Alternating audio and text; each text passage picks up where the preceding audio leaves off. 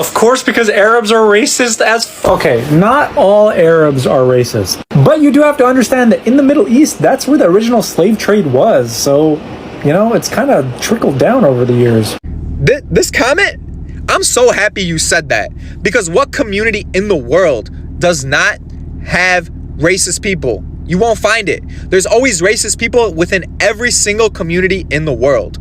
Does that mean we're all like that? Just because one person in a faith or religion or whatever does something psychotic doesn't mean you're gonna blame all of us for just one person being terrible. Like, no, this is what I'm trying to say, is that these comments right here are attacking oppressed communities, and we can't be doing that to each other. We are here together fighting the system that constantly funds the police, funds Israel to attack us, to take away our freedoms, to take away our rights. Like, stop commenting this, stop bringing attention to this shit when we need to bring attention to how we can save our communities from oppression, from racism, from bombs being dropped, and genocides all over the world. Congo, Haiti, Sudan, Palestine. We have so many corrupt policies that do not help colored people in this country. And the last thing you should ever do, probably not even on the list at all, is say shit like this to other oppressed communities. So we need to stand together and be strong for one another and not let bullshit like this come in between us. Why is it that a black person can't vocalize the racism or anti-blackness they've experienced at the hands of Arabs or Arab Americans without the onus being put back on the black person to fix it? There's always a heba out there screaming, "It's not the oppression of the Olympics. Stop putting Western standards on non-Western people." This is basically exactly what happened with Maya and Tory. Someone told Tory, "Get that Palestinian flag out of your bio if you intend on voting for Kamala Harris." And Tory said, "Bet. Flag gone." What did Maya do? Did she take the time to talk to her own community about how the rhetoric that was launched at Tory did nothing but harm the Palestinian movement? No. She got on the internet and said, well, if that was enough to take the flag out of her bio, she never really supported Palestine anyways. Okay. You expect black people to accept disrespect. Look inward, all right? Deal with the poison within before you request solidarity from anyone. When that poison seeps out inevitably and we get a whiff of that nasty shit, don't expect us to put gas masks on and stick around for the party. Get the fuck out of here. I think at this point we are all aware of this conversation, and we've all heard subsequent conversations about the divide between Black Americans and pro-Palestinian activists. And this was an uncomfortable watch. It was really difficult to sit here and watch a Black woman get spoken over, muted, and white woman tears essentially in action. But one thing that this video did is it did highlight very valid concerns about anti-Blackness in the pro-Palestinian and Arab communities. Now, this entire situation started because there are activists who are telling Black Americans, if you're planning to vote for Kamala Harris, take the Palestinian flag out of your bio. You no longer support Palestine if you're voting for Harris. This is the same rhetoric that Maya was applying to Tory here, saying because you're voting for Kamala, you no longer support Palestine. And she lied to her followers and said that Tory claimed she would never support Palestine again because of this. So the anti-Blackness was very much at play here. It exists in the entire conversation, but this is not the only context that it exists in. Anti-Blackness has been a pervasive issue in the pro-Palestinian movement, specifically as it pertains to this election and votes for Kamala Harris. Now, there have been a lot of insinuations that Black Americans voting for Kamala are putting in a vote for their comfort. They're voting for genocide. And we need to look at the bigger picture and realize that there is a lot more nuance to this conversation than we're allowing in. We should not be so obtuse that we don't recognize that our choices are between a third party who won't win, Donald Trump, who will harm everybody, and Kamala Harris, who is at least a safe option for people domestically. We shouldn't be policing the vote of Black Americans when this choice directly impacts their safety and their lives. Now, don't get me wrong, Kamala is an imperfect candidate, but we can still criticize and hold her accountable while still understanding that she is the better option for everyone. Collectively pressuring and collectively asserting support for Kamala are not mutually exclusive ideas. We have already seen, following the protest of the uncommitted movement, that Kamala has been very willing to alter her stance on issues pertaining to Israel and Gaza. We need to keep pushing, though. And we need to stop allowing this divisiveness and this anti-blackness to exist within our community. We should be working with Black creators, Black activists, to ensure not only our safety as Arabs who are threatened in the Middle East, but ensure their safety as well as Black Americans who are threatened here at home. Listen, it's no secret that Arabs do not ride out for the Black parts of the Ummah as much as they should be. Not saying that there aren't many of you that do. I'm saying that more of you need to ride out for us, because we ride so hard for you guys that people literally look at us like we're stupid. People literally say, those are the same people who call you Abid. Right now, Libya enslaves so many of my people, and I don't hear Arabs talking about it. In the Ummah, us Black people face so much racism from the same people that are our brothers and sisters, right? It really, really disappoints me, and I want to see Arabs doing better. So there has always been an argument between the Blacks and the Arabs. This is not the first time it's happening, and it has always been there since way before. And in these videos that you're seeing, some of them are the events that happened last year.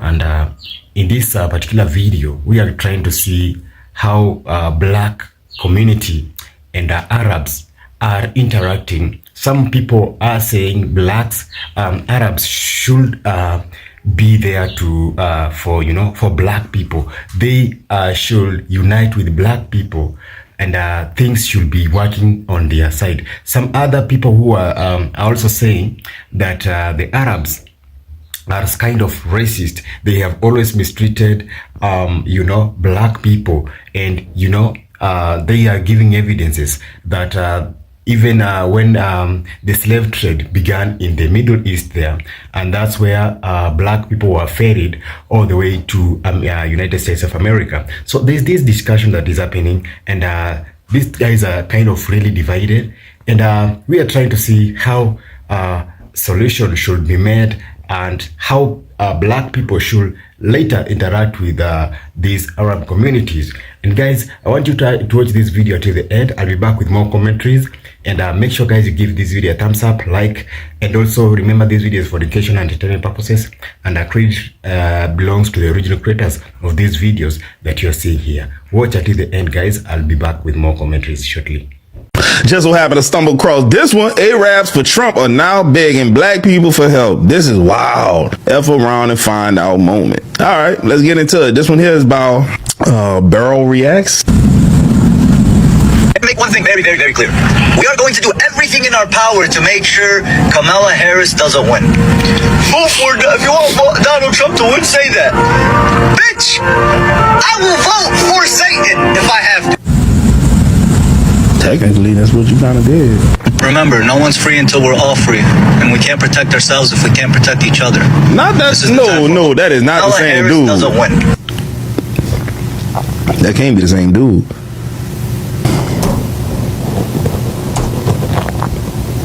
I don't know if that's the same dude or not. It's all the working class to come together and really build power and really fight against her obsession with Arabic scales, to the point where she's kind of hyper fixated on them. Like there are very few Beyonce. Oh yes, Beyonce's obsession with a singing technique created and perfected by a people she does not even want to advocate for.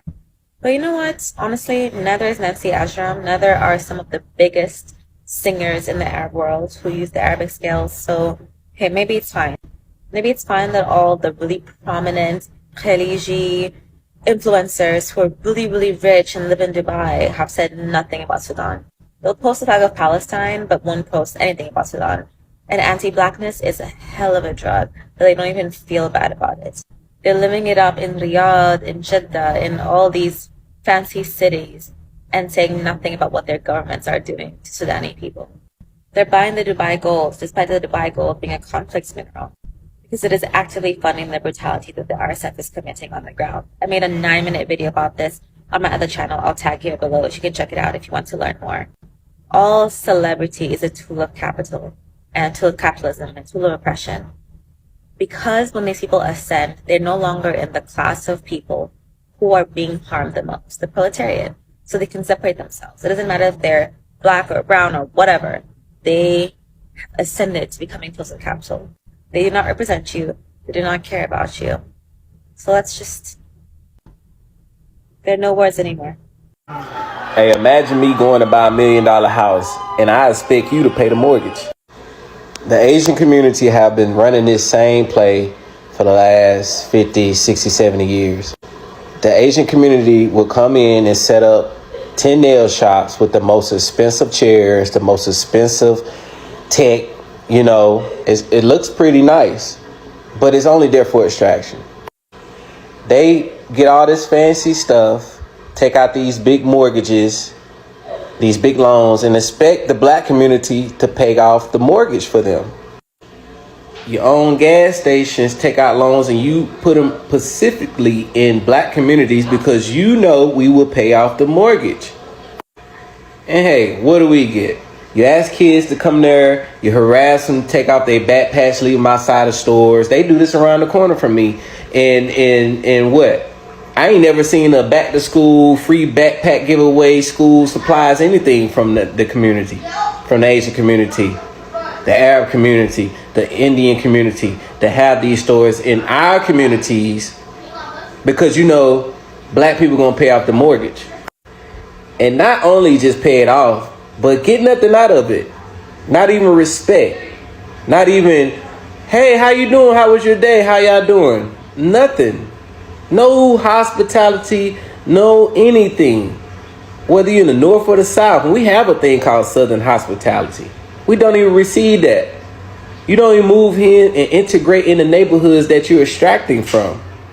It's like you're on a deployment or something. Like you, hey, we're going to go in the black community and you got to survive and they're going to give you money, but it's dangerous. What the hell?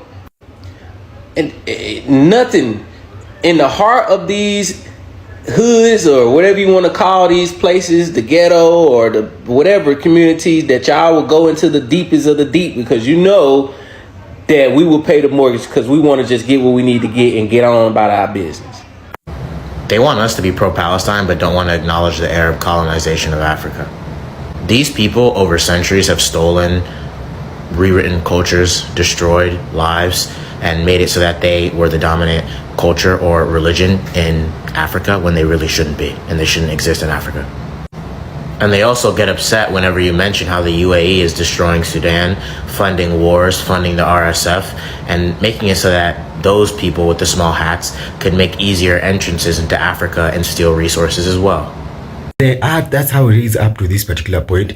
And I'll leave you with a question, guys. I'll be able to ask you a question. This question is that what do you think about these particular two groups that they kind of really differ? And do you think black and Arabs should unite and actually be these kind of people who will, try to, blacks are always seen as minority, and in reality they are majority. So Arabs know that for sure, that black people have the big say in United States, whereby when it comes to development, ideas, all those kind of stuff, they are always there in to give out better. And also in terms of politics, they always know how who will be elected soon and who is better for seat for the next kind of election. So it's kind of really something that we are seeing it's happening. I want you to drop a comment below. Let me know what you think about this particular video, and I'll be happy to know you guys what you think. Also subscribe to this channel, guys, and let me know what you think about this video. Until next time, have a great morning, afternoon, and evening. See you guys in the next one. Bye.